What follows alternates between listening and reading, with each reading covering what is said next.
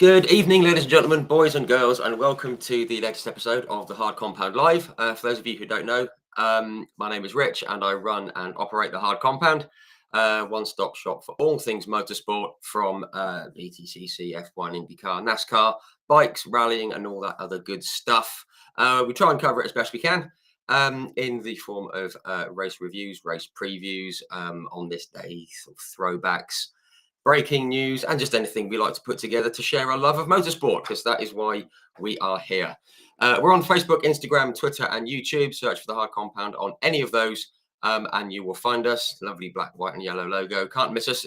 Do give us a follow, subscribe, and all the other stuff that you have to do on those social media channels. Excuse me. As you may have noticed, we also do live interviews, this being one. We've done many of these in the past. They go out on our Facebook, Twitter, and our YouTube channel, and they're automatically saved on all three in the video section on Facebook and, of course, on the YouTube channel. So do go and have a look and see if there's any that take your fancy. We've had a number of fantastic guests. I can't name them all. This is actually the 70th live chat that we've done. But from all forms of motorsport, from F1, IndyCar, sports cars, you've spoken to the likes of Ari Landike, Danny Sullivan, Mr. Willie T. Ribbs, Brian Herter, Alex Polo, Will Power, Alex Caffey, Mark Blundell, Perry McCarthy, Stephanie Hansen, Derek Warwick, Eddie Cheever, David Brabham, Nico Salo, Carl Wendlinger, Emanuele Pirro, and the like. We've also had the honour and the privilege of speaking with Mario Andretti and Jackie Ickx. Real treat there. If you're a fan of the BTCC and touring cars, which I'm sure you are if you've tuned in this evening, we've spoken to a lot of drivers past and present from the support series as well. We've spoken with the likes of Max Coates and Bradley Gravitt, Lydia Walmsley. We've spoken with Tom Chilton, Jake Hill, Ollie Jackson, Rick Parfitt, Ricky and Rob Collard, Jade Edwards, Tom Coronel, Harry King, and with legends from the past as well, the likes of Rob Gravitt, John Clellan, Steve Soper, Gabriele Tarquini, Ricardo Rydell, Andy Prio, Anthony Reid, Frank Sittner, Matt Neal, and the like. And Matt Neal brings us nicely on to this evening's guest, someone we've been trying to pin down, and we finally managed to get a date sorted. He actually took over from Matt Neal at Team Dynamics, race winner. Thoroughly nice chat, and we're going to have a chat about his career right now. So without further ado, please join me in extending a very warm welcome to Mr. Dan Rowbottom. Hi Rich, you all right? There he is. Yes, very well, Dan. How are you? Good. I'm good. Excellent. Very pleased to hear it. Have you recovered from the weekend? Still manically depressed, if I'm honest. It's fine. We'll get over it. It's Thursday tomorrow, so I took for the week, and then the weekend comes and we go back to Brands. So I've got to right a few wrongs at Brands. Weekend, you know, the championship takes a lot of energy. I think racing and anything these days takes a lot of energy. To come away, well, I think it was like 3/18. It's just horrific. It's like the worst weekend, but it is what it is. We move on. You can't dwell on it. So there we go. Yeah. No, sure. You know, it's in the past for a reason. Yeah, and obviously, you know, so I spoke to you briefly on Sunday morning, and you know, it felt like there was a bit of optimism around the garage. You know, I saw sort of flash in there as well. I spoke with Matt, and he was like, okay. And then, yeah, it didn't seem to quite land. But as you say, no, we can. It's a look forward circuit for touring car anyway, sort of. So you know, because the championship's so close, it's so close, and the hybrid hasn't made that closeness any lesser. So it's in fact with less opportunity at the minute. So yeah, it was always going to be tough. It is what it is, but only I'm in control of that. So I have to fall on my own sword, I'm afraid. Well, I mean, you know, fair play to you for that. But yeah, I think it's just been a bit frustrating. But anyway, we'll not dwell on it. We can got plenty of other lovely things to talk about. First, I just want to say hello to the folks in the comments section. Oh, crikey, we've already got a few already. Stephen Sherwood, Gary Jones, Kaz Phipps, Scott Davies, Sharon Lynch, Ollie Taylor. Good evening, Ollie. Hello, mate. Fiona Elcott, Nick Hunt, Andy Hopley, sitting in his man cave watching. Good man. And many others. Good evening, all. If you have any questions, do pop them in the comment section. We'll try and work them in.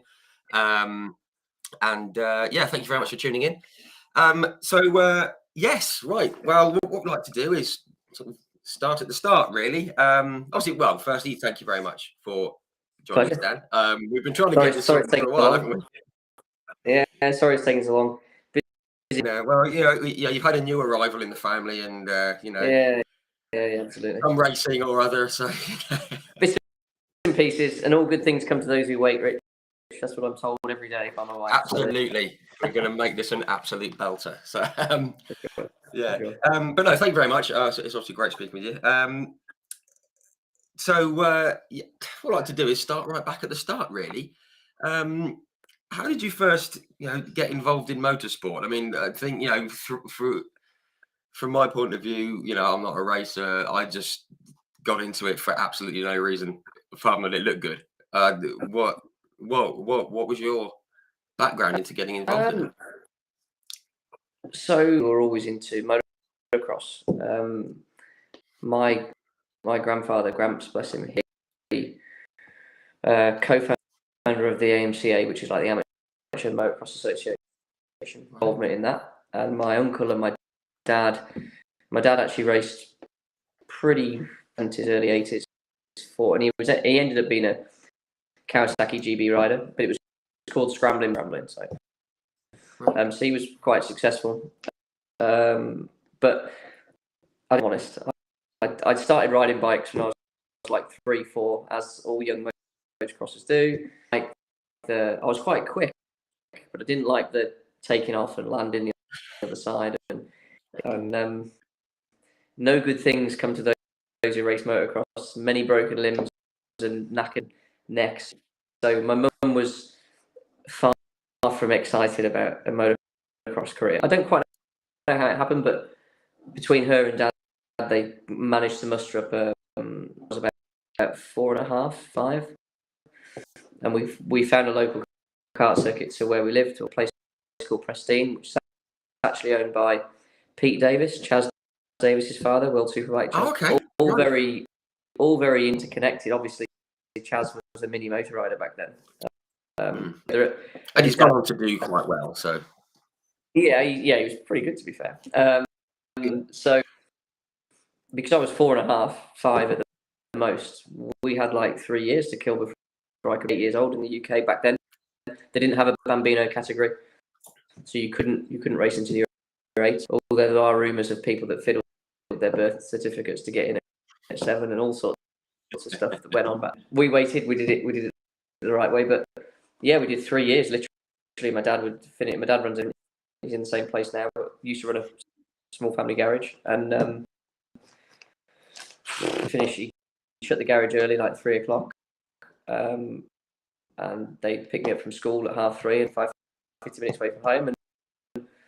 And in the summer I'd be out there literally until it ran out of petrol. So more than one occasion, my dad, because Pete Davis had a pub there as well, so I'd be out going around on my own, and they'd only come out when they heard it anymore because it ran out of fuel. So that would be it. Yeah, it's like when the engine stops. Yeah, absolutely. So rain, wind, snow, sleet, hail, you name it. And it wasn't until in March 1997, so a long time ago now, that we discovered cars. So because like 3 years, we just assumed they didn't. So so I slided, and the first weekend was wet, and for a novice we practically cleaned up. It was a Super 1 event, so all the big boys at the time were there, like Stephen Thompson, Paul Barista, Nicky Mitchell. They were all practicing for the first round of Super 1, and we were there for my novice weekend, first weekend. Yeah, I think we finished 3rd overall or 4th overall, so it was like, wow, like, Jesus Christ, where's it? But it was only because we found wet tyres, and I was like, oh my God, this is what grip is. So that was the start of a long karting career.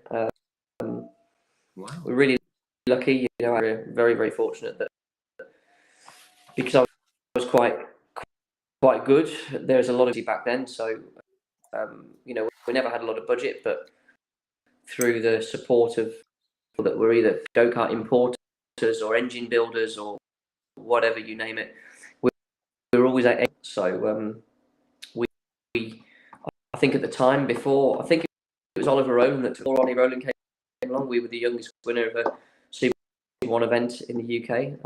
I think I was 10 months, I think, at Clay Pigeon in 1999. So that was a Ronnie Rowland took it. I think he won one at 4 years old probably, but anyway. Rapid. Yeah. So did that, and then we won our first British Championship in 2000. So that was like a one-day event. So that was always quite an exciting one. Championship in 2001, and another championship followed in 03 and 04, and then 05. And that was across a variety of classes, from cadet through to junior max through to ICA. But yeah, I love my karting. I need to get a little bit fit more, because I'd like to. There are a few things that always eluded us, like Kart ever managed to win a Kart Masters event for one reason or another. Either the chain snapped or the carburetor. Some little thing that never worked. So I always promised myself if I didn't get too old, go one day. So maybe the time is soon, because otherwise I'll be both of those things. So karting was very kind to me, and yeah, I loved it. So that's how it all started. Away, of course, through that journey, there were a lot of ups and downs and different opportunities. And obviously, by 13 years old, I thought I was going to be a Formula One driver. So it was all simple. It was all easy. Easy as that, yeah. Absolutely. But no, absolutely. That's great insight into the the karting and all the events and all the things that are there. I mean, we've spoken to a few people. I mentioned in the intro. We spoke, or did I? I can't remember. I spoke to a guy called Terry Fullerton, who many people will have heard of. The guy, son called Greatest Rob, who still builds karts to these days. To this day, and obviously he has to make a living. But he said, that the costs involved in karting are getting out of hand these days. And I mean, did you find the cost an issue when you were karting back then, or? It was crazy. I mean, I think it was 05. We went to the European karting kart, and I was a factory driver in 05, which was very, very kindly. Didn't cost us any money. Computer, who supported us in the UK, so it was a really rare opportunity to go and race European. Cost of getting there, there was no other cost. Didn't have to pay for tyres, engines, anything. But I think, so I'll probably be fact checked, but I'm pretty sure my teammate, French guy, their budget for that year, bear in mind this was 2005, was 108, right, and that's in 05. So I don't know what that would work out in today's money, 300 grand. Wow. So that was right at the start of the ridiculous costs in go. That's crazy. I suppose back then, we were using 100cc. Sorry, I've moved. We were using 100cc, 100cc two-stroke engines that were on a year. We'd only get 30, 40 minutes out of a piston. Then it need a rebuild. Yeah, they were proper bits of kit. Wow. So I knew it was pricey. I wasn't expecting a figure like 100 and whatever. Yeah, top end of 100,000. I think I've still got the back in the day, and I think I've still got the data somewhere. Cause I'm really sad I keep everything, and I'm pretty sure at my life we were doing just over 21,000 RPM at the end of the straight. They were free. They were proper. They were awesome bits of kit. So I missed it, if I'm honest, because it was quite pure. Even though the money I was, and that I was still in my same generation of drivers. So we kind of, and it was really pure. It was proper racing. It was just good fun. But it was kind of. I'd like the attitude to be a little bit more racing, because it was kind of like a bit of an eye for an eye. If I did you in race one, I expect you come back at me twice as hard in race 2, so I'd probably think twice about having a pop at you. I knew it was coming back, and we wouldn't, you never go to the Clark of the course, you never go and moan because you're like, well, it's going to get it. And I think it was kind of a nicer way to be. You saw really serious things got looked at by the Clarks, and that was it really. So we miss that in trying to the head teacher these days. Yeah, so, there's always that. Oh, he hit me. He drove into me. Look at the data. Oh, get on with absolutely. it. Yeah, absolutely, exactly. So so it was. So it was saying that modern karting is horrendous. I mean, I don't think, if I was to start again today, my family would be outpriced. You wouldn't be able to get going, I don't think, which is a massive shame. Unfortunately, that's the way of the world these days, so you just have to find a way of doing it. Yeah, I think, I think in motorsport, money's always talk, but it's certainly shouting louder these days, isn't it? Absolutely. Actually, there's a really good question I saw. It's probably a good time to answer it, given that we're talking about the start of your racing life. Diffan Evans, nice to say hello to you, Diffan, on Sunday. Thank you for coming to say hello. So you've had the number 32 for quite some time now. How did you come to race with that number? Did that start in karts, or was it? It did. So actually, motocross number, which was 97, and I turned up to Shennington on that cold wet 7, and someone else had number 97, so they issued me with 32. And I had to go through a spell of Clio Cup where I couldn't run it so I decided just to divide it by 2. I don't know why, but it ended up with that. That was my logic. So yes, so it's 1997. I think actually I'll have to ask Tim. I've not reminded him, but I think Tim's racing in cadets that day with me in 97 at Shennington. I remember him being there. I need to question him at Brands. I'm going to go and ask him at Brands because I've been meaning to for like 3 years now. So yeah. Wow, that'd be cool. Pretty cool. Pretty cool. Just before we move on to the car racing bit, you're in good company starting in motocross. You probably know that Mark Blundell started in motocross as well. Yeah, absolutely. And Matt Neal. So, and who, sorry? And Matt Neal. Matt Neal started on bike. Yeah, of course he did. That came to bite him when he hit a tree on his mountain bike, didn't he? Exactly. Sorry if you see this, Matt, but we spoke about it before. We're fine. He's over it now. Yeah, he's fine. He's mainly in one piece. And I've got on my notes here. It was like car racing. Oh, hang on. Oliver Taylor said I may be wrong, but Rob Gravett too. I have to speak with Rob as well. Didn't know that, but could well good be. Fact there. That's when we're going to find out. We like Rob. Rob's a good guy. I've got to hear it was age 17, around that kind of age. You started going into like car racing and stuff. Yeah. Did you have any options of where you might want to head in terms of the car side, or from some of the karting stuff? There was all in my karting career. So we had a championship called Champions of the Future, which Martin Hines found. Time supported by McLaren.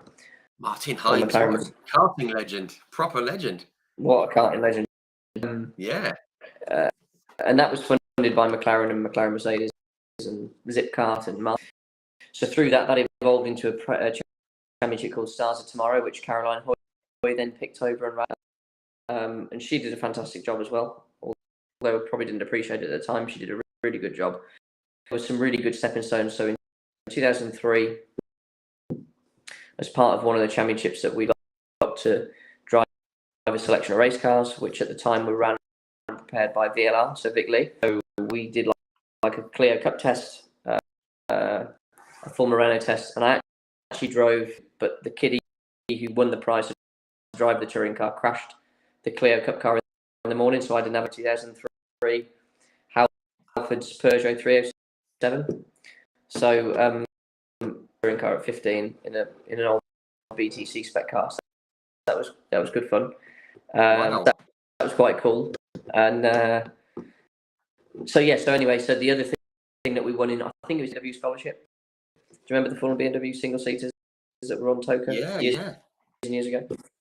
Shipping that, but it was at the time we didn't really understand it, so it was kind of would fund X amount, but you had to have Y, and we didn't really understand that, so we didn't have the Y through that. But so yes, so when I turned 17, we were the final year in Super One, but as you've already alluded to, quite rightly, the budgets were just starting to go, and we didn't have the same level of support. The manufacturer we were working with the year before had pulled out. It was all quite last minute, and I didn't have time to sort of align myself with another. So we were faced with probably not this ideal chassis truck. We didn't probably have the right engine builder at that time. So I remember we turned it to the first round. It was all a bit crap, and as I'd alluded to, I'd already driven a touring car BMW, and I was like, yeah, I've had enough of this. I want to go car racing now. Right. That was the moment. Yeah, it was just one of those things that we had a really bad first round. You've got to be really in go-karts. You've got to be really committed. You know, you've got to do all your training, all your fitness. You've got to be 100% because of the things, especially back then, were really difficult to drive. And I'll probably have been asked because I wanted to go cars anyway. So yeah, we did the first round. It was let's go car racing instead. So we didn't have any money for anything overly serious. So we started off, which was a great little championship. It was the old SR4 car, which is kind of like that. It was the previous version of that, effectively, but it ran on slicks and quite a lot of aero. 100cc Kawasaki bike engine, and it was it was good fun. Really close racing, wheel to wheel. You know, knocking each other. It was really good fun. So we did that for a season. Learned all the circuits. Tried to do something on Toka in 2007. Didn't raise the money. And we just did some in and out races for a year. And then we did the circuit, which was obviously a Toka support package. So yeah. And so that, was the Toka package always like an aim once you got into cars? You're thinking that's what I'd like to be? Because obviously there's the thing with the TV coverage, of course, which is a big thing for sponsors and attracting backers and all that. I mean, was that the aim, or was it just a case of we'll see what comes up and what's available? No, I think it was a necessity because we needed to raise sponsorship. Obviously, so the Toka pack have been able to sell, and anyway, I've tried a lot to do a lot of different things in my career so far. And also I'd obviously had my head turned at 15 by BTCC, so I was kind of BTCC anyway, and I probably realised, if I'm honest with myself, by 17. So it was kind of the logical thing, right? Let's go early. Most people saw touring cars as a sidestep. If you got so far in your Formula 3 career or you ran out of money, you go, oh, let's go BTCC. Some of these guys, people were getting into driver was considered like late 20s, early 30s. You'd go, oh, they're young in BTCC. I think it's fair to say. Not so much now. People see it as a more, as an absolute aim. But for me, it's always been an aim. From 17, 18, I was like, I want to be a British touring car driver. Never done any front wheel drive. SEAT Cooper Cup, it appealed. The SEAT, that championship was really well supported by SEAT UK. So we had prize money now, but we had prize money. We had touring car tests. We had, there was nothing for everybody. So we just got into that, but budget was tight, so we kind of literally did it. Me, my mum, my dad, a couple of enthusiastic amateurs, helpers, and we just did it. Wow. So it was difficult. We didn't really have an engineer, so to speak. I had a couple of people floating it out, and it was really tough. But I had no idea what I was doing. I was just in it and trying to drive a front wheel drive car like a radical, and it had a bit of aero, so it was kept your foot flat through church. It would hang on if you did. So it was all a bit Heath Robinson at the time, and we enjoyed it. Sure. Good. It was good. Yeah, sounds good. That does sound good. It's also a good way to go racing. Just get a few people together and. Yeah, Yeah. Give it a blast. Yeah, it was nice. Yeah. Sure. Keeping flat through church, always fun. Yeah. Oh, we've got a load of questions coming in. We're going to come to those guys very soon. Kay Warren's put a question in. Jeremy Aston Phillips, he confirmed Rob Gravitt did do motocross.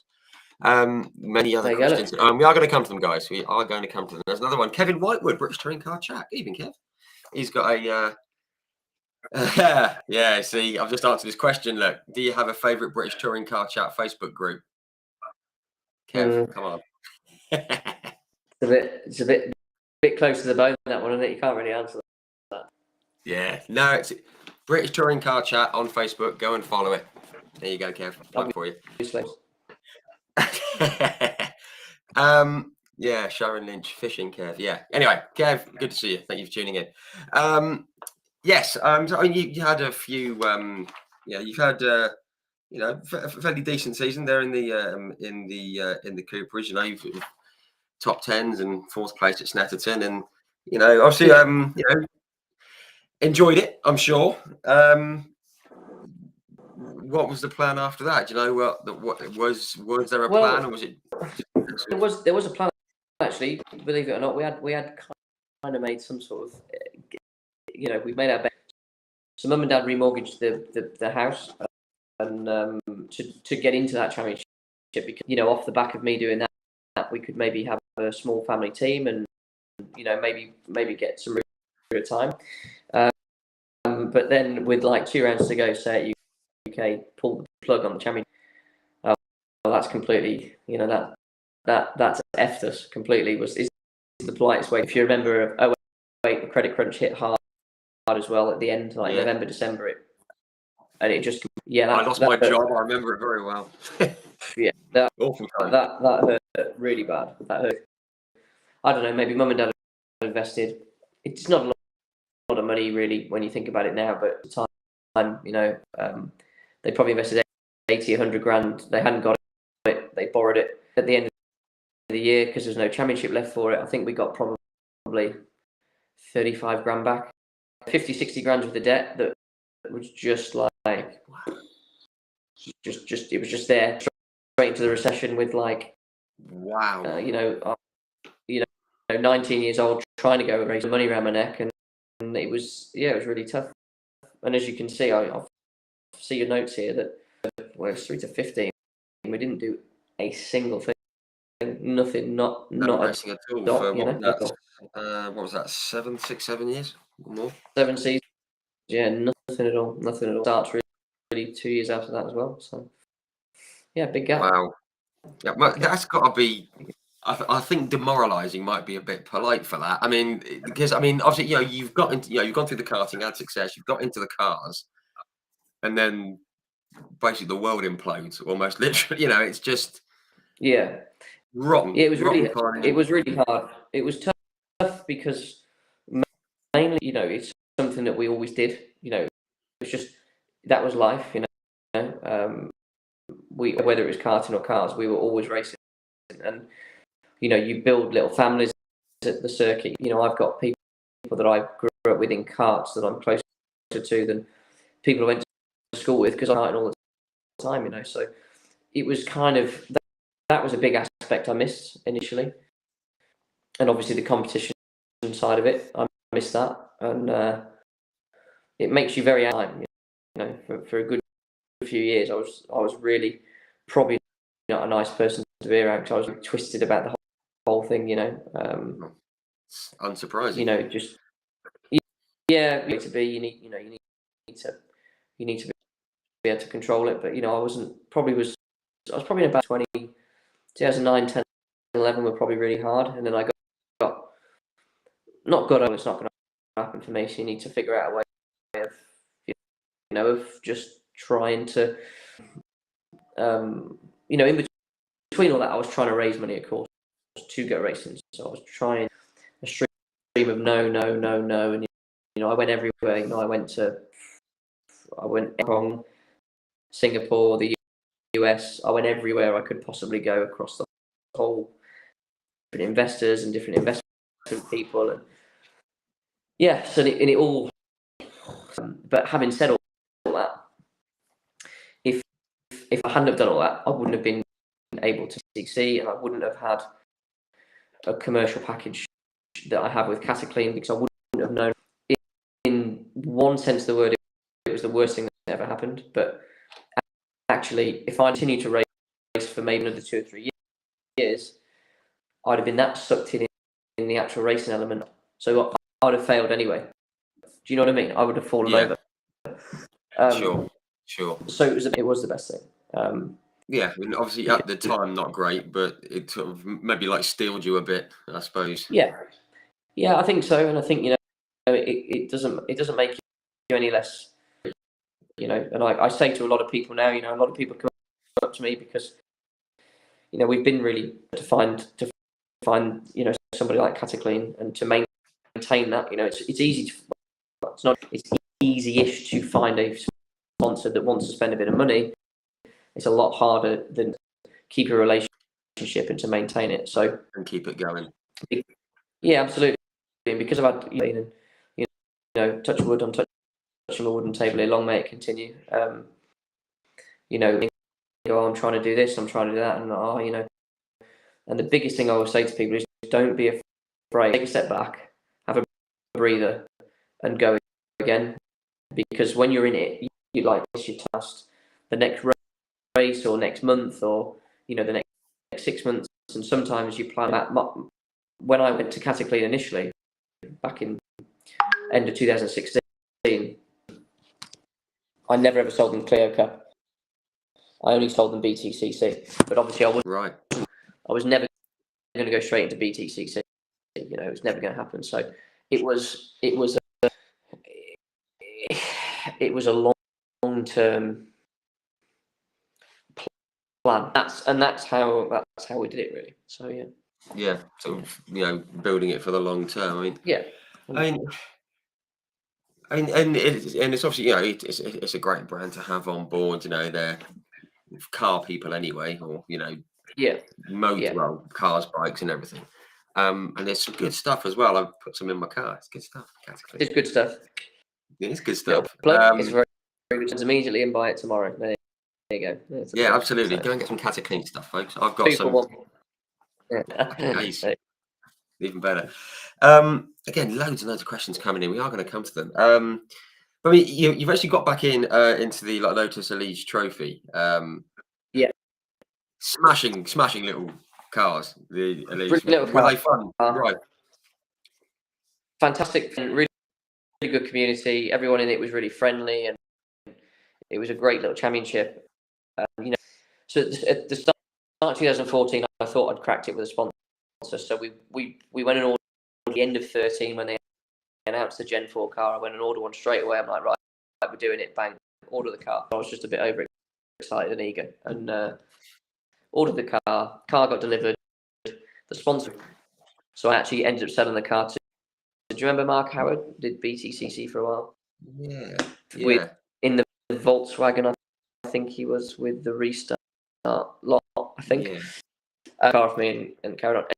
Anyway, because I'd got all excited about going racing again, I was like, so we just looked around for a little championship that we could go and buy a car, not spend a lot, just did it just to go and have a bit of fun, and it was no more than that. There was no real career or something to do, and I'm pleased to say that we, I hadn't forgotten completely, and then we won a couple of.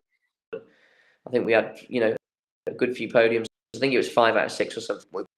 We broke down or something silly. So 5 out of 6. That's what I've got.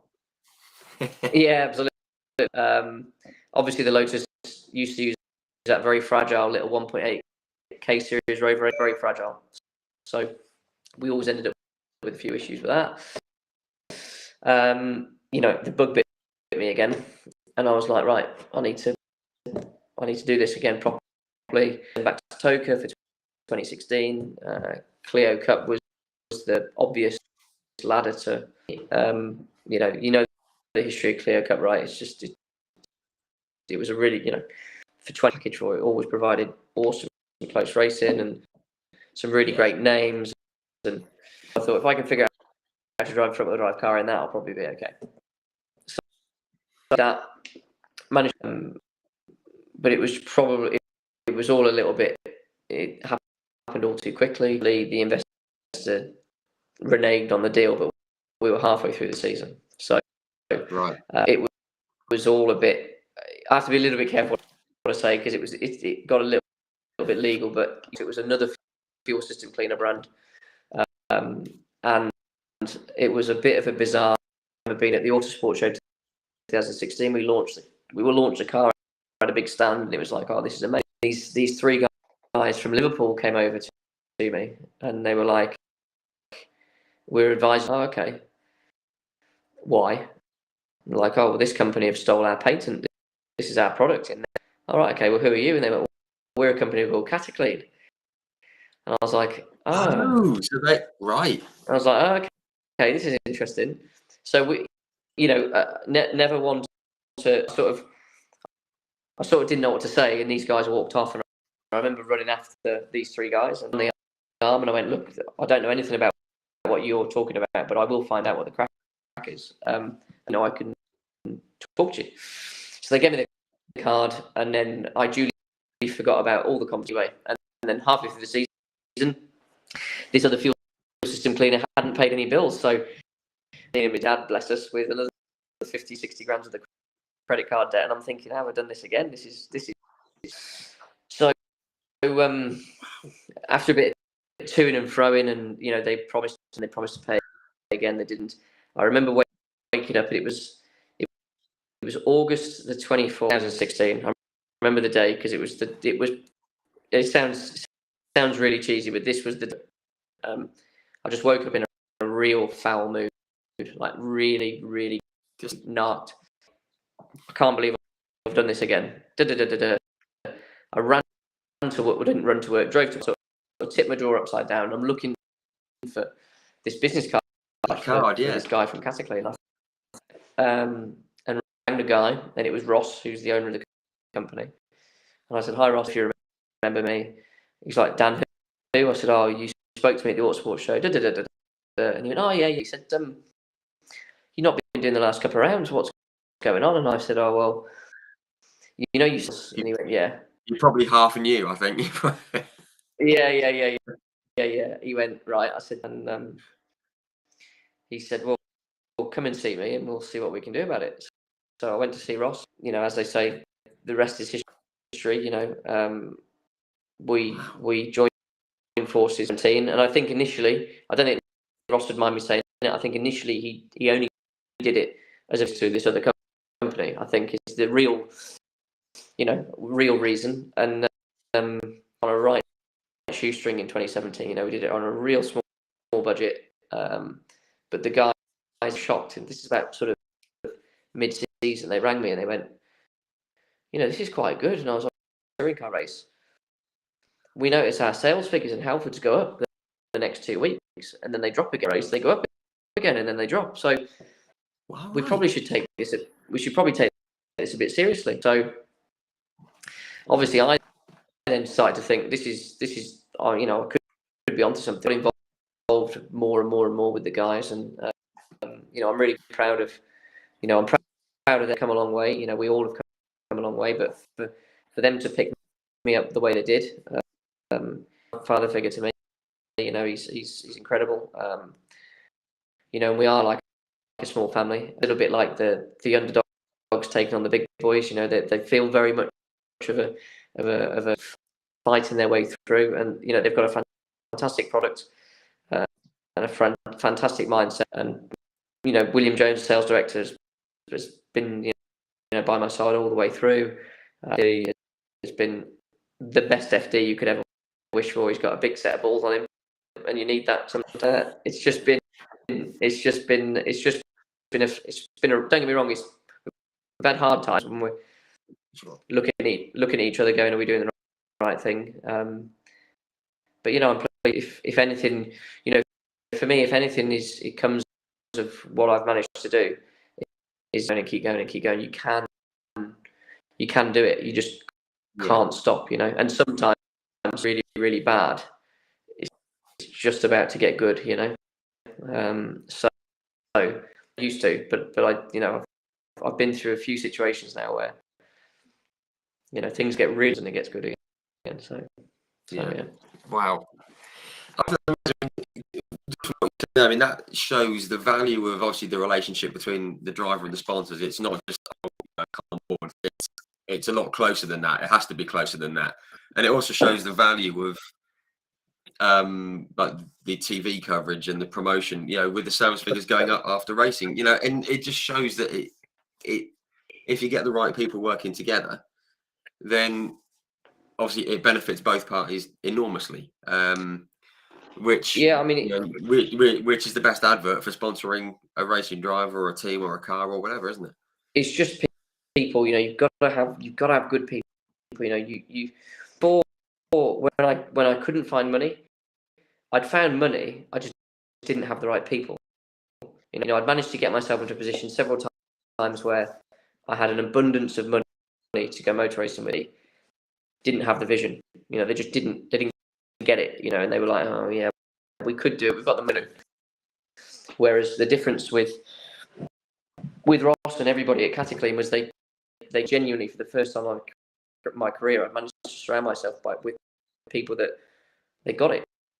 They bought into it and they saw the results from it, which was the key thing, and then needed to do it. We've sold more bottles than the year before, and so there is it's something that we can track back with maths and numbers and figures, so it backs up, but yeah, it's just you've just got to find yourself the right people, Yeah, for sure. Yeah, I think the right people is definitely and that's just in life in general, isn't it? To surround yourself with good people.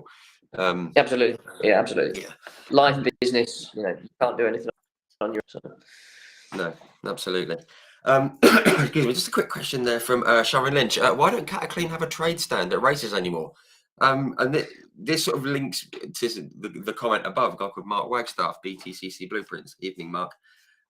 It might be linked to what he's finding is the costs of having a stall at a circuit. Maybe I don't know. I don't want to put words into anyone's mouth, but yeah, it was a money thing. I think the problem is Cataclean is a very small business, so we've power. So and obviously the Cataclean's primary objective as a business is clean. So a trade stand's a good idea, but we found that we were taking so much resource that actually it was counterproductive because you have to set up on a Friday and a Monday because they're knackered. So you were losing 2 days.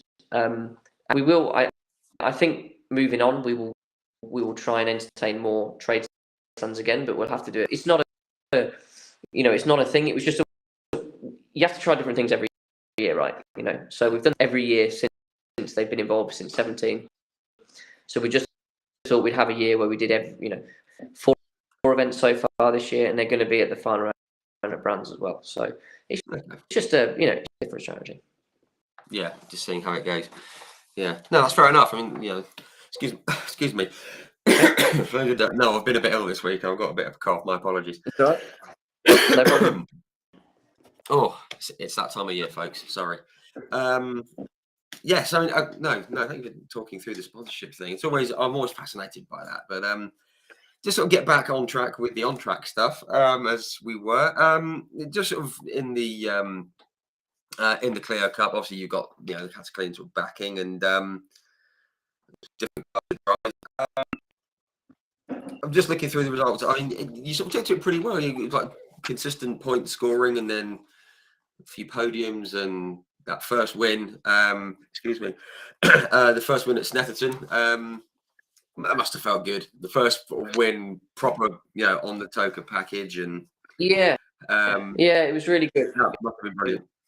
And we did it again as a family team. We started the season off in 2018 with a team, and I don't really want to discuss it. It just didn't work.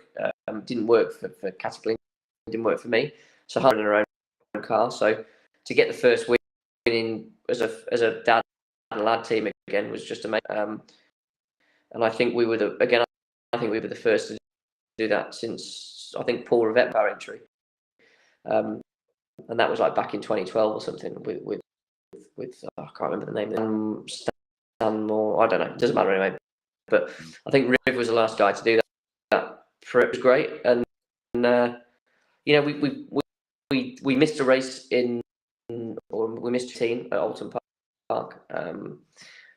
So the championship came down to GP in 18, and I think had we have scored points in those two races at Alton, we'd have been there or thereabouts. Within a finger full of points, as opposed to I think we were points away at the end of 25 in P4. So, but again, it was a good year. It was nice to finally that front wheel drive thing that had plagued me for so long.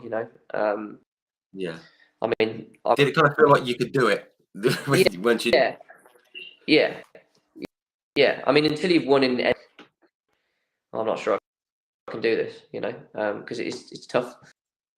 Wheel drive touring car was nothing like a front wheel drive Clio, because I wouldn't have bothered so much, to be honest. I wouldn't have been so concerned, but it was still nice to do it, and it was a great. We had a really good end to 2018 Brands GP, and yeah, it was just a good. I think we're pole of climax to our support category career, if you like. It was good. Yeah, I mean, it was certainly a strong end. I mean, yeah, I said, you got win at Brands GP in a second, and you won at Rockingham. Place that always divides opinion. I've always found Rockingham. I went a couple of times. I seem to, I quite liked it. Other people hated it. Just quickly, I mean, what was it like to drive? I spoke to someone recently. I can't remember who it was. Forgive me. And they absolutely loved it. They love Rockingham. But other people don't seem to like it as much. I don't know why they do. It was just too pretty good. Whoever did the circuit design did a good job, but it was so depressing, concrete, horrible. It was like almost, I don't know. It was just for me. I didn't really like it. I think that last chicane was a bit of a balls up. That just didn't really work. So, sausage. Yeah, it was a nice theory, wasn't it? But yeah, the banking gave us an opportunity to do a bit of banking. But you can get all that and more at Brands GP. That'd be easier, wouldn't it? So yeah. Almost like a round peg in a square hole. It kind of needed a circuit, but not that one. Perhaps. Yeah, absolutely. I just realised I think it was Harry King who said it. I had a chat with him a few weeks back, and he said he absolutely loved it. But yeah, I think that the circuit layout was pretty good. The first hairpin off the banking was good, because it put you on your drive car stopped was always quite good, because as you rolled off the banking, obviously the inside front quite entertaining, and that long loop in the middle was quite technical. You had to really I was going to swear, then a lot of speed on the way in, otherwise was crap. So yeah, it was pretty techy. Yeah, interesting one. Excuse me. Just last word on the Clio Cup. I mean, there's some good names who've come through, and obviously Paul Rivette's champion, Max Coates, we all know. James Coleman, Dan Zelos, Sam Osborne, Jade Edwards, Ash Hand, Nick Hamilton, Mike Epps. I mean, it's a good sort of proving ground for touring car racing, isn't it? And I guess that's sort of been passed on to millions now, I guess. Yeah, absolutely. I mean, I think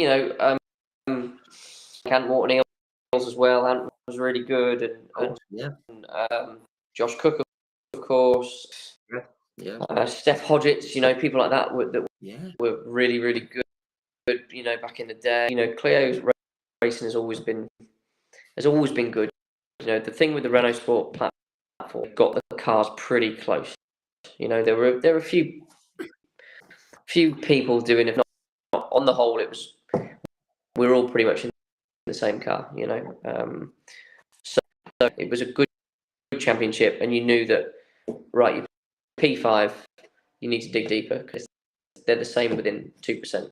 So just you've got to go quicker. That's the choice. You can go and do a P10, but you actually don't know whether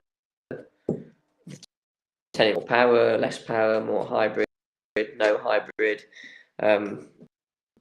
better turbo strategy in terms of the way they map the turbo, etc. So there's a lot more in a championship like BTCC as opposed to Clear Cup. No, smashing. Before we get on to BTCC, we're on the subject of support series. Something that's obviously happened recently. The Genettas have taken themselves off the token package, or have been taken off, however it came about. I'm not going to say. Obviously, it's a shame. I always like watching the Genettas. It's really good for the youngsters coming through. But obviously, they're a GT car, and they've moved on to the British GT package, and you can see that ladder there. I think it was Kay Warren, and I think it was our friend Kevin Whitewood, but both asked, is there anything that you'd like to see come in? Like, would it be a junior series, or there's mumblings of F3, which feels big, but is there anything that you... we need good junior championships, young kids through. So it's a bit of a blow to lose a Genetta junior for me. Really, we probably need a junior front wheel drive category, I feel. Like style championship, but well supported.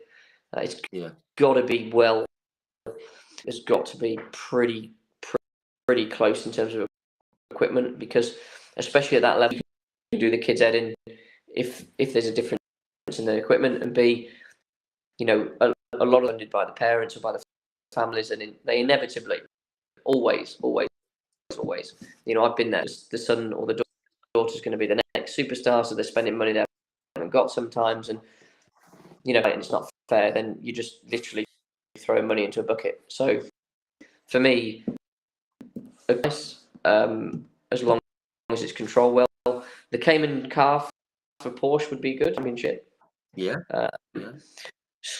Slightly slower than the Carrera Cup car Genetta boys come across, and I think it would be seen as a good feeder to Carrera Cup.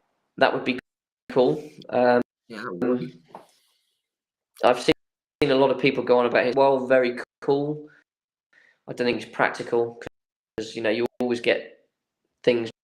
You get people that sort of float in and out of weekends. You need if you're going to do the 10 events, really, you need to do a full campaign. And I think if you had something like it starts at one race weekend and then 6 at another, it just looks a bit. It's just not great. It's just a bit lopsided in a bit. Yeah. The Milli Miglia things would be good. The minis. Yeah. They'd be fun. Really cool. They'd be cool because you get big grids. The racing's always and it's a bit nostalgic, isn't it? Everyone loves an old mini, so it's pretty cool. I'd be well up for that. Proper up for that. I mean, there was talk of the Caterhams, as we said, and just you can get huge grids in the Caterhams and but can the paddocks cope with all the spares that are needed? Ford. Someone's just said Ford Fiestas. Yeah, Stephen Sherwood, Ford Fiestas. Yeah. I tell you what else is a good little championship. I mean, I've not seen much of it recently, but a couple of years ago, the MX-5s, they always look good fun. The Mazda, they look good fun. Racing was good, pretty close. People knocking mirrors off and all that. So I think you just need a good series. And it doesn't really matter what it is. I think as long as it's well controlled. As long as it's well controlled, and people are in it every week, shall we say? Right. Moving on. Right. BTCC. Obviously, the big move, I suppose. 2019. Obviously, with Cataclean on board. How did the move come about? Obviously, quite exciting, I imagine. Yeah, it was amazing. It was amazing. From a bit of ego from me, and the need to do something more than Clio Cup to move forward. I'd heard murmurs that Renault Sport were not going to be in it for much longer, and then they'd be out. And also, I turned 30 in 20, and some of the kids in Clio that were coming through were like 17, and I just said, I need to get out of this now, because it's going to do me absolutely no favours if 18-year-old and when, because they're quick, really quick. That's not me being afraid to be beaten by anyone, but that you have to know your stock level, and you have to know what how things look, and when I'm trying to sell myself as the big I am to a brand like Cataclysm, it'd be very easy for him to say, well, this young kid's better than you, so yeah, ta-ra. And also, I've done the support championships for a couple of years. We should have, all things being equal, and I think everybody that was around that season would probably that we'd have been a worthy champion that year. So that's good enough for me.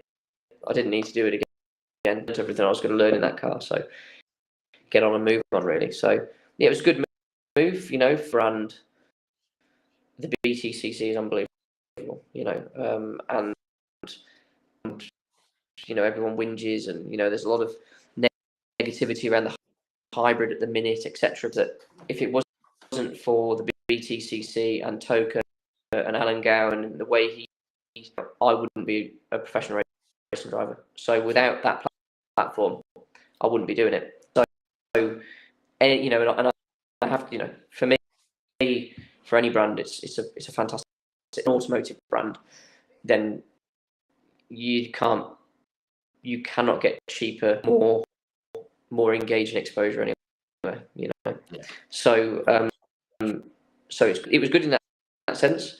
It was a disappointing season, if I'm honest. Yeah, it didn't quite click, did it? It was crap. It was horrendous. Yeah, it wasn't good. It was, is the way we'll summarise it. So. No, fair enough. I think we spoke. Was it Autosport? I think, wasn't it? Just before COVID is when I first met you. Was it Autosport? Yes. Before COVID hit, and I could tell you were. I don't know. You just sort of weren't fully happy. Yeah. I could just got. I mean, I'd only just met you, but I thought, yeah, he's not. Just, you weren't as bubbly. No, I think So we decided to do 2019 with Sicily. I mean, I've raced with Adam in go-karts. Me and Adam, I remember his big ears when he was a go-kart driver and he was a cadet. He had big ears that stuck out. He's still got that big old nose on him as well. Bless him. So we're good friends. They did a good job for us. They were running an older car. The Merc, and it just didn't quite click. And it wasn't just me; it didn't have a very good year either. But obviously, through experience and a bit of grit, was able to drive. So it just didn't really work. Obviously, I'm very loyal, and they wanted to continue in that program into 2020. As did I. We'd already, the way we looked at it, we spent all this money in 2019. Away because we've invested that, and we're never going to get that investment back. So we were going to continue. Then, obviously we started the test program. I won't see it, but I've got a big old scar there on my hand. And before the start of the test season, I was doing some lath and felt on my roof here because we were extended lipped, and it was actually the same day that Matt Neal had his shunt because we were both in Worcester hospital to get thumb. Oh crikey! Okay. And I didn't know that at the time. We only found this out later on, but it was the same day. Good day for British touring car drivers with accident. Stellar. Yeah, exactly. 2 of the grid gone. But anyway, we started the testing. My thumb was in a cast, so the first 3 test days were a waste of time. Anyway, I couldn't really hang on to the thing. Media day, and it was just god awful. Do you remember the media day? It was on the internet at Silverstone in 2020. Yeah, it was, and spectators were told the day before you can't come. I remember that. Yeah, it was. COVID. Yeah, do you know what? It was. I'll never cool because we were working out the wing. It was amazing. The facility was great, and it was really exciting. And then came, and it was like, right, you do realise that the country is going to go into one day. We can't have anyone here. You can't have your sponsors here. This is all, and it was just a really long time. But mainly because we were both really slow. Both of us were fuckingly bad, and we had no idea why. And COVID hit, season got delayed. We went to the tyre testing just before the season kicked off again, and we weren't very quick again. We weren't very competitive. Apparent at that point that the season was not going to have any spectators for the rest of the year. My commercial package with Cataclean is to leverage the exposure with the fans, and like Sharon's already alluded to, having the trade stand and blah blah blah blah blah. So I think the guys called me up and said, look, we need you to come to Cataclean like now. We need so between us we decided with COVID it's just not viable. It's not cost effective, and not do it really. But at that time, I remember walking out of the room thinking, because you never truly know. Obviously you don't know. I mean, I trust the guys implicitly. It was a worry. It was a massive worry. Yeah. Could that be? But nevertheless, we announced that Jack Patel obviously had got the reward. But the guys, as I said, my faith was just like, our distributor in America, Holly Carbs, or Holly Performance as they're known now, they would Euro NASCAR stuff to try and get some synergy with our American branding, blah blah. We went and did a test day at Hockenheim in a Euro NASCAR, which was actually it was pretty cool. Hockenheim, awesome. Oh, what a circuit! At the end, it's amazing. It's really cool, really cool. My first time back in a rear-wheel drive car since, well, the Lotus, I guess, for drive car would have been the Radical, So, it was to get going on. And I think a few weeks later we went to, I can never say the circuit, Vallelunga. I don't know. Vallelunga, yeah. That looks like a proper circuit. Yeah, that is absolutely mega.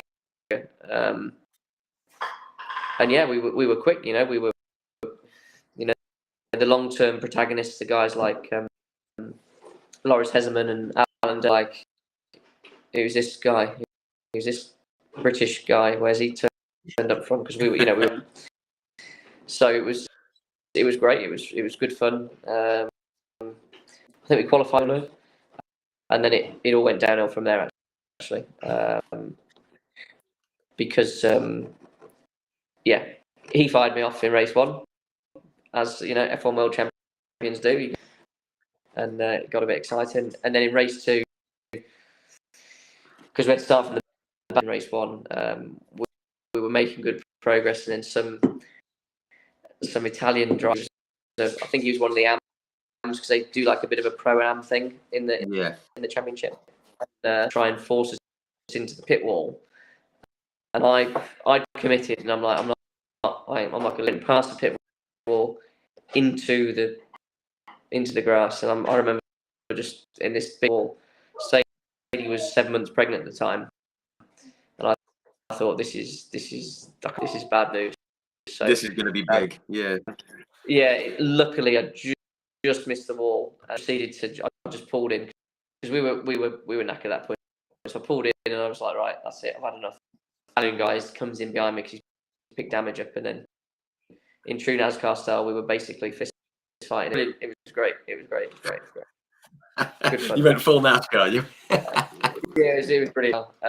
So that was good fun. And then, unfortunately, because the COVID situation got worse again, Belgium. I think our next race was Spa, or no, it was older.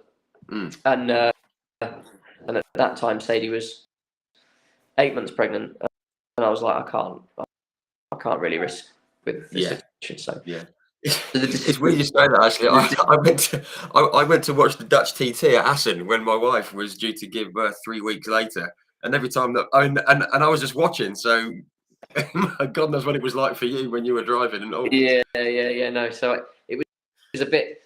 Yeah, I actually really enjoyed it. The cars are proper Larry. They're about 525 carburetor, So you can't see when you're driving because you've got fuel blowing everywhere in your eyes. The smell is horrendous, and the exhaust manifold runs under your foot, so you can't, like the gold tape we use under the bonnet in a touring car. I gold tape my race boot because just all the crap stuff about motor racing cars was in those cars. Just fantastic things to drive. Big squishy tires. So yeah, they're just so. I'd like to do I would like to do the American Festival. The one they do at Brands in the summer. Oh, it's funny to say that actually. I went to it. Crikey, when was it? June, mid-June, I think it was. Because obviously I had Alex Caffey on here for a chat last year, and he runs one of the teams, and I arranged to meet up with him there, and he showed me around the car and the garage. And as I was, just having a, he looked under the bonnet and had a mooch in, and just as I got round the back, he decided to start the car up, and I think half my brain shut out my ear. It was like, yeah, awesome, I know. Awesome thing. Yeah, really cool. Yeah. So yeah. Hopefully one day I can guess that was. That would be really cool. Yeah, that would be cool. So yeah, fast forward obviously to the start of last year, when you actually gave me a phone call. It was like January, wasn't it? And you told me that you were going to Team Dynamics, and oh God, honestly, trying to, my mates were saying, it was out on the phone because I'd just been to, I was just at my mate's house. He goes, oh, who was that? I went, oh, no one. And he saw me, flashed up, and it had your name on the phone. And he went, oh, what's happening? What's happening? I was like, oh no, I can't. Shut up, leave me alone. Yeah, amazing. So no, thank you for the phone call. But obviously, how did that all come about? Because it wasn't like a last minute thing, was it? There was a lot of months and months of careful planning, really. Probably I didn't pay any attention to it for the whole of August because, again, I was back in a bit of to be quite depressed, a bit angry, because am I going to get back? Are we going to do it? So I think they had their Knock Hill round in the September 2020, and Matt. And I remember watching it. It was the first time I watched it. Matt alluded to. He didn't say he was retiring. Where he's like, it might be time to hang up the gloves or the. But he sort of said it in jest, but that maybe he wasn't. So I rang him straight up on the Monday, and I said, the one that was at the back all last year. What's going on? I might look at retiring. I don't know. I don't really want to because I want to have a. But if the right opportunity comes with a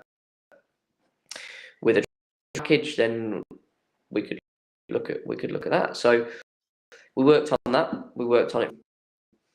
That would have been in the September, and then I think it was the Friday around that we'd actually signed all the paperwork. So it was all done pre-Christmas 2020. Which was great. Signed, sealed, delivered. Have it in place. Yeah. So, wow. I mean, because you sort of were aware of it. I mean, I know you were aware of it, but there were a lot of people when it got announced that obviously, Dan Camish, popular guy, the Honda backing had pulled out and he didn't have and all that kind of stuff that went on. He wasn't going to be there, obviously, Gordon Shedden coming back. To be fair, when I signed the contract, he was, so as far as I was aware, it was going to be you and Dan. Me in DC. Honda didn't pull out until earlier in 21. Yeah, it was later. And then the funding thing, like March, I think, in 21, or maybe even very late March, because it all happened really last minute. And then in the budget, for the team. So Gordon had a better financial package. So Gordon came in and sort of not shoved down out of the way. That's not fair. I got the blame because Gordon was the returning face, and I was just coming in and pushed out one of the favourites. So I got a lot of stick for that, if I'm honest. Not. Yeah, which people, they gave you stick for that, which was completely not the case. I mean, you weren't the one replacing Dan. This is what I said on a number of things across the internet, on a number of posts. I said, look, you're replacing Matt. You're not, Yeah, you know, yeah, yeah, you're in Matt's yeah, seat, yeah. as it were. But there was people saying that, you know, as you put it, but, you know, shove Dan out the way. Not the case. I mean, Dan had gone. People blamed you for that.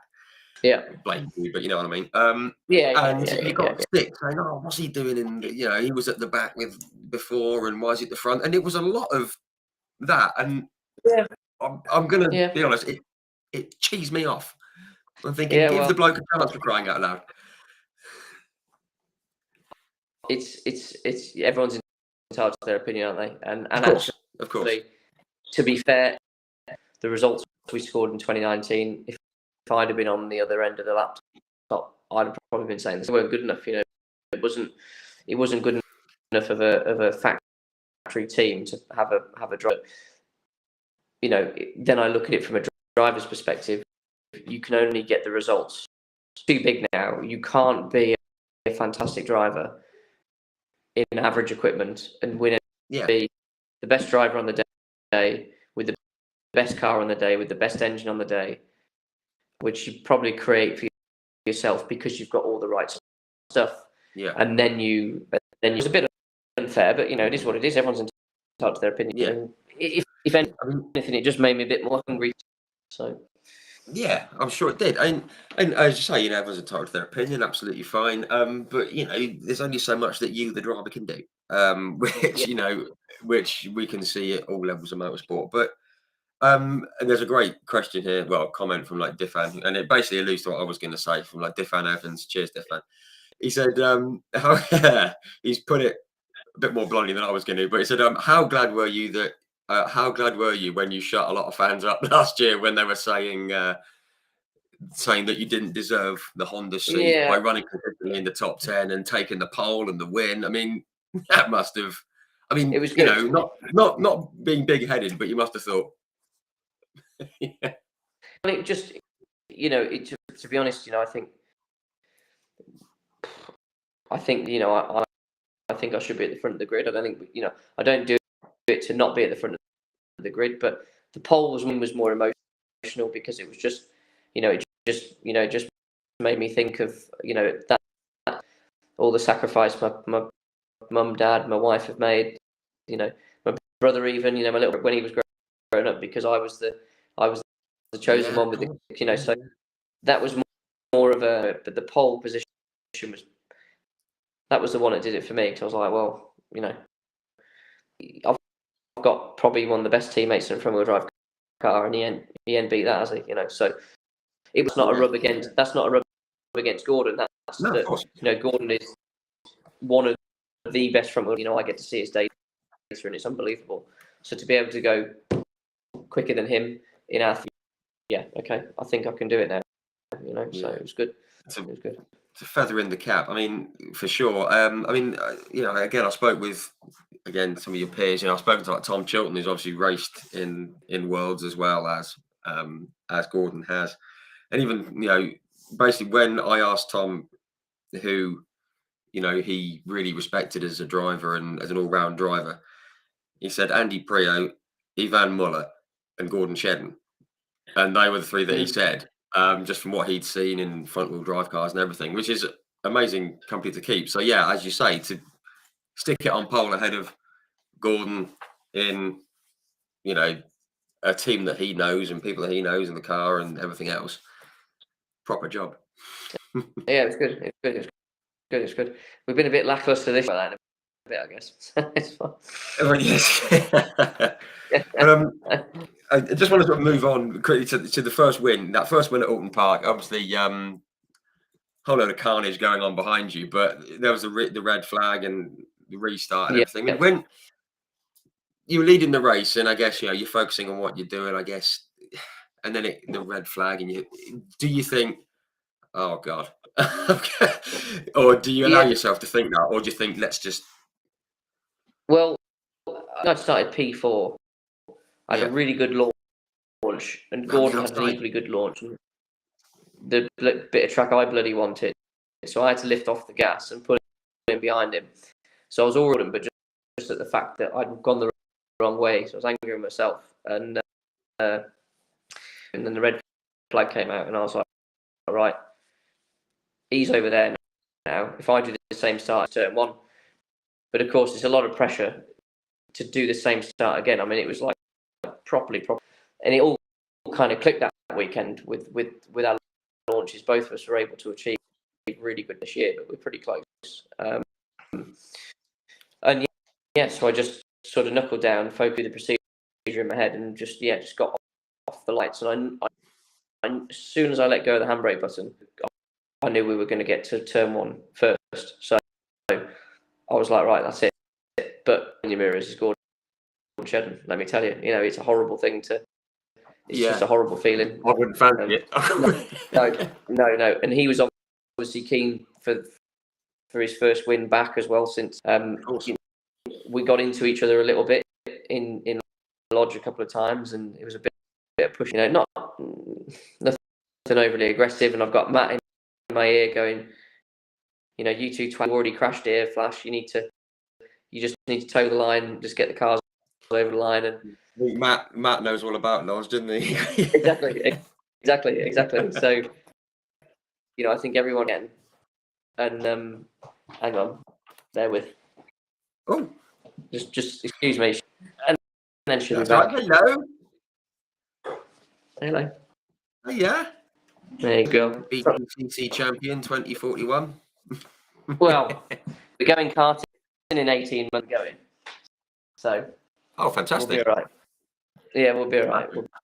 Good stuff. So having Gordon behind me for those, it was only a 6-lap race, if you remember, because it had been split into 2 parts. So it was super shootout, but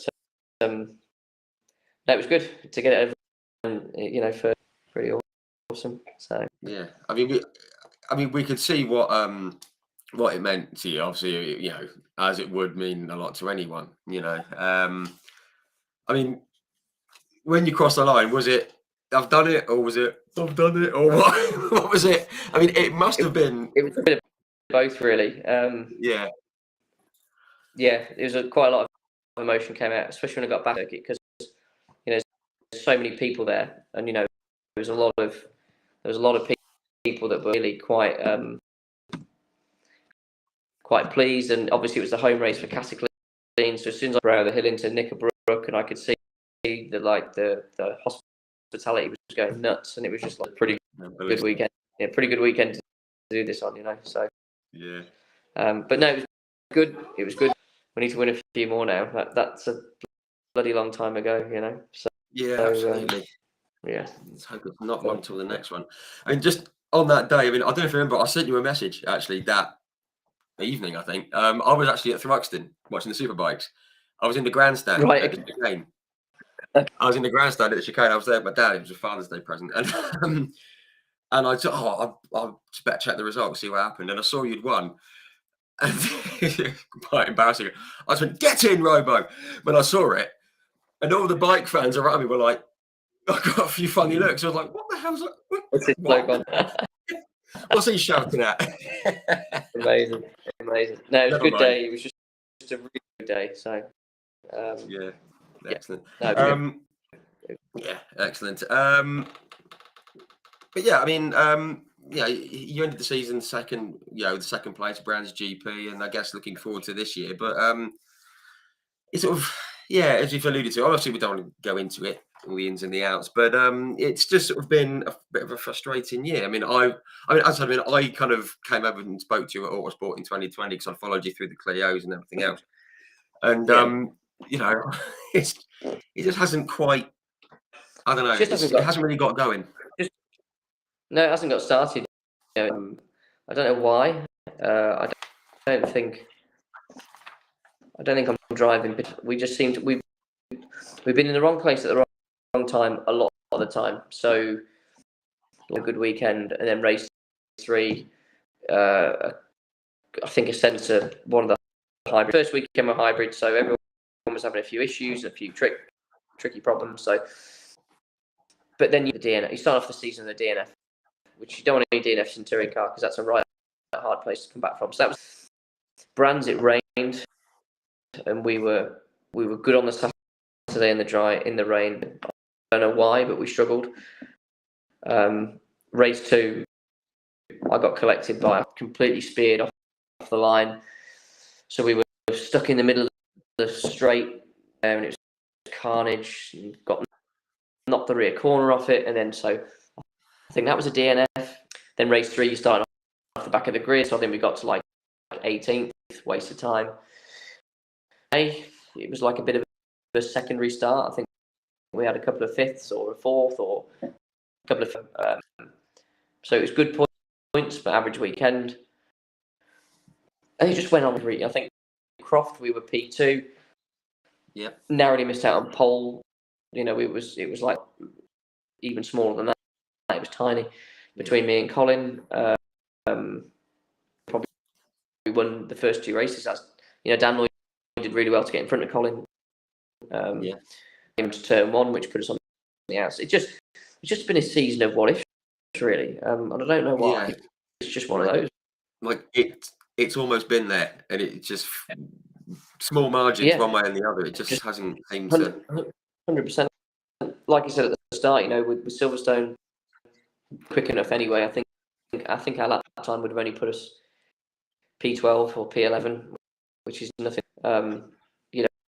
Track limits that's my fault. I'm the only one that's in control of that. So weekend, so you've got to, you do have to be a little bit careful with, and inherently there's more time in you than there is in anything else in a touring car. Yeah, it's just been a really frustrating year. There's been moments of excellence, but there's been more moments of utter crapness. So, and I don't know why that is. So, well, hopefully those small margins and the bad luck have gone out the window now. I mean, obviously we look forward to sort of brands and hopefully a strong end. And then obviously I'm not going to ask about next year and what's in the pipeline because it's not the done thing. But I mean, whatever happens next year, hopefully you'll be in the series again and get a bit of luck on your side because I think you're due some.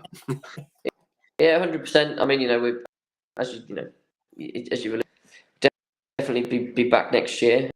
I mean, obviously my contract runs out with Dynamics after this, but we've been at Donington today with Cataclean and Half, a track day for which Cataclean part for Halford's been great. Been in an aerial atom all day.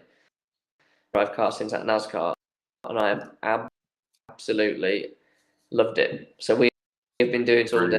It's been fantastic. Anyway, so long may it continue. To want to do anything else, but Matt, you might go. You just don't know what's around the corner. So we'll just take each day as it comes and go from there. But touring car, I'm convinced of that. Yeah. Fingers crossed. Hope I personally hope it all stays the same. But that's just my point of view. I mean, I was going to sort of go from general motorsport points, but we'll just keep going on the time. Just want to say a very quick hello to somebody might put a comment 10 minutes in. A lady called Laura Turner, who's a friend of my wife. Hi, Laura, if you're still tuned in. And she said she's a big BTCC fan. Well, she's a fan of a driver, but I'm not going to say which one. He is the last bloke to win a BTCC race. Anyway. Okay. Yeah, nice guy. He's all right. Right, I'm just going to run through some of the questions very quickly that you guys. This is a good A or B question. Which do you prefer, ballast or hybrid? There's a question. That's a difficult one. I really liked the end of the 2021 season with the cars, with the way one had been able to engineer the cars, and even with 75 kilos in the car, with the option you could make something of a race for 75 kilos. That said, the championship have done a fantastic thing. They've done a world first with the hybrid. It's relevant, or keeps us more relevant to everything that's going on. So it was absolutely necessary to the hybrid system in the future in terms of the way it's implemented. So I think it would be better, but racing, the ballast was I think everyone would agree would better than what we have currently. But what we have, I think people think it's been stressed enough this year by people in the championship that we were all told that it was a learning year. All getting a bit like, oh my God, but actually, we went into this with our eyes open. We were told this will get better in the future. Things always do. Yeah, I mean, it's one of, as soon as things start out, it's always a few little glitches and things that don't quite work. Yeah. Things that need tweaking. So hopefully it can be sorted out, which is fair enough. And have a very quick straw. Oh, that was a great one. This isn't a direct question; it's just a hypothetical, I think. David Pattinson, evening, David. How close is it realistically to a 3-card team dynamics setup? He said that you, Gordon, and Matt would be epic. Yes, that'd be fun. I don't know. You'd have to ask Matt, really. We'll have to get him back on again. Yeah, you have to get him back on 3 cars this year, but with the cost of the hybrid system, etc., which is a shame because he bollocks me all the time. So if he was actually showing me what to do, couldn't he? You know what I mean? Just saying. Yeah. Start walking the walk again. Exactly. Yeah. This is a fun question. Defan Evans again. When are you going to be on a shopping channel next, Robo? You can tell him from me. My shopping channel days are over. That's. No. Listen, we did a good job. I did a good job, but I did it that well. Right. They asked me to come back. So there you go. Yeah, I thought it was all right. Yeah. No, it was all right. Pretty average. Yeah, good stuff. Right, very quickly, I'm going to run through some quick fire questions because we've gone on for half an hour. Just some fun ones, really. Actually, no. This is something that someone asked, and I'm going to put it in my terms. If you had a fiver to put on who's going to win the championship this year, going into the final round, obviously, is Ash, Jake, Tom, and Colin. Do you know where your fiver would go, or would you go and buy a coffee with it? If it rains, Ash would get. If it stays dry, Tom. Oh, Ash if it rains, Tom if it's dry. I think that's fair. Yeah, fair enough. I honestly, if the weekend had gone differently, my money would still be on Colin because it's Colin. But the weekend, Colin knows how to win a championship for sure. I looked at the points earlier. Actually, it's not unachievable, is it? Colin's won from first. No. So, we just got to look at 2019. 100%. Write him off. I think. Yeah, if it's wet, it'll be a side. Then it will be. It would also be nice for Tom. Tom's worked really hard for position. So yeah, and he's been close. Yeah, absolutely. But then again, Jake's a good lad as well. Oh, who knows? I'm gonna stick my head out. I'm gonna stick my neck out. Here we are, live. Tom Ingram. Anyway, who knows? Right, very quickly. Is there one series that you'd love to have a crack at? One sort of V8 supercar. So glad you said that. Yes. But yeah, I'd love to have a go in one. Jesus, that'd be amazing. Take it round Bathurst. That'd be right. Well, not for the first time. We might build up to that. No, maybe not. Yeah, get a few laps in first. Is there a BTCC car from the past that you'd love to have a drive of, whether it's the Super Touring or the RS500 or whatever it might be? Because mine's always been the RS500, Rob Gravett, 1990. Yeah, probably Laguna, either plate or make. Oh yeah, car. That's a cool car. Yeah, always wanted to a bedroom all car. So, yeah. Favorite circuit? Brands GP. So many people say that. It's brilliant. I've spoken to so many people, and even like guys like Danny Sullivan, Indy 500 winner. Yeah. He's driven around Laguna Seca and stuff. He goes, "Oh yeah, Brands Hatch GP." So excellent. Brands GP is epic. Hopefully, more of a fan of it after the final round. Yeah, absolutely. Favorite car you've ever raced? Probably a 2021 Civic BTC car. Yeah, that the car we had last year was unreal. Yeah. It was good. Excellent. Two more. Toughest competitor in the BTCC. I mean, they're all tough, but obviously, is there someone who you think in a head-to-head race for say a win or for the championship, who would you not fancy being up against? Ash Sutton. I mean, we've had some really good races this year. Actually, me and Ash, when we've been sort of top six, and I think Snetterton race 1 and 2, like from lap behind me, it is such a mind. It's just such a. He's properly clever. He grew up in the same era of karting as me, so he knows all the autos. So you have to be like 5 corners ahead because he's setting you up 5 corners before, and it's with Ash. And I trust Ash. I go door to door with him for a whole lap, and I wouldn't unlike probably 50% of the grid. So. I won't ask which 50. No, no. I just think just the way Ash goes racing. I think back in the Levorg, he seemed a bit sort of elbows were a bit too far out sometimes, but he just seems to have reined it back in, and he's a complete driver. From what I mean, that's from the outside looking in. I don't know what you guys think, but that's my. He's probably he has definitely reined it back in, but he needs to. If he needs to bring the old Ash Sutton out, believe you me, it's still there. There. There's no doubt in that. Yeah, he is good to watch. But I think a lot of people would agree with that answer. Last one. You've raced against with a lot of excellent drivers. The ones mentioned for in the Clear Cup. You mentioned like Loris Hazemans and like Lasse Sorensen, Alan Day, and all that, and then you got the Touring Cup. You got Senna Proctor, and even like Jack Goff, Josh Cook, Butcher, Chilton, Camish, Sutton, Shedden, Neil, Turkington, Plato. I mean, you've raced against some amazing racers, and that chap who speared you off in NASCAR. Is there anyone? Is there anyone who just sort of stands out as being crikey? They're good.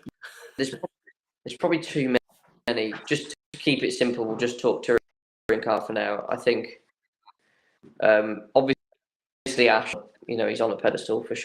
Yeah, but for sure. I always find it unbelievably good.